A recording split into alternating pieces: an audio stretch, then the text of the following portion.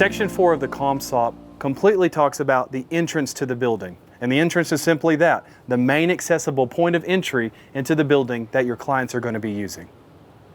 4.1 asks the question, is the main entrance accessible? If it's not, there has to be a ramp, a lift, or other accessible entrances available. Section 4.2 should have yourself answering Section 4.1. If there is an inaccessible entrance, there must be signage pointing you to the nearest main accessible entrance into the building. 4.3 states that our main accessible door must have 32 inches of clear opening. So with our front door here, I'm going to open it all the way up, and I'm going to measure from the inside of the door to the nearest spot that's protruding out of the jamb. This must be 32 inches. And as I measure it, it is about half an inch larger than 32 inches, so I know this door is accessible per the ComSOP. Section 4.4 states that with our main accessible door, we have to have enough clear space on the side of the pull handle and in front of the door. So on the side of the pull handle, the clear space has to be at least 24 inches, which this space here is 32 inches. In front of the door, it has to be at least 60 inches. And here in front of our door in the landing, we are right at 60 inches. And when I say clear space, I mean nothing can be here. A mailbox, a bollard, any sort of obstruction, it has to be completely free and clear.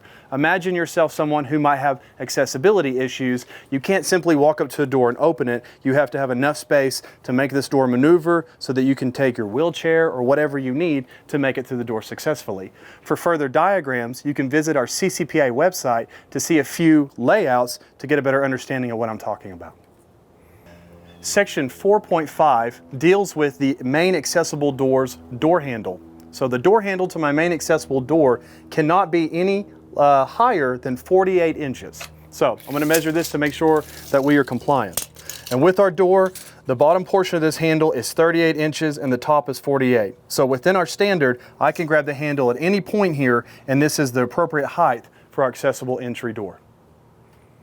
Section 4.6 deals with being able to open our accessible door from the handle. So if you do not have the grip strength or a hand that is operable like we would, it has to be able to open with a fist. So for example, this door here, I actually can't open it successfully with my fist. So this would be a defect that I would note on my report. 4.7 actually describes the force that it takes to open the door. We don't want anything more than 8.5 pounds of force to be able to open this door.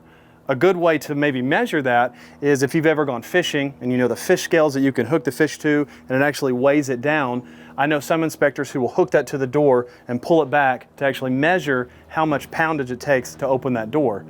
As of now, I don't have a way to measure that, but knowing that standard, that would be a suitable way to make sure this door is operable for the ComSOP.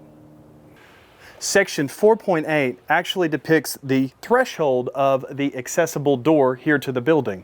So the threshold, it can't be a trip hazard, and it also can't be a barrier to any sort of wheelchair or accessibility of that nature. Now, for example, with our door here, I have a threshold that has a bevel, so it has a ramp on either side. If it is set up like this, the height of this bevel cannot be more than 3/4 of an inch. If it did not have bevel on either side and it was just a stop with the ramp on the other, then it cannot be 1/4 of an inch. As of right now, this doorway is correct and it would pass for our ComSOP in the inspection. Section 4.9 states that our main accessible door, if it has an automatic door opener such as this one, it must take at least 3 seconds or longer to close.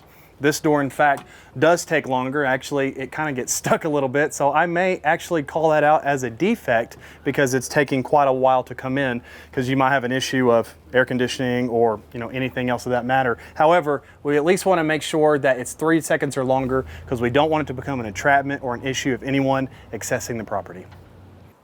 To summarize Section 4, entry to the building, we want to go over and make sure that we remember the important things. For example, when we're going up to the door, we have to have free and clear space of 24 inches to the side of the handle and at least 60 inches in front of the door. The threshold has to be a non-trip hazard, and it cannot be a barrier for wheelchairs.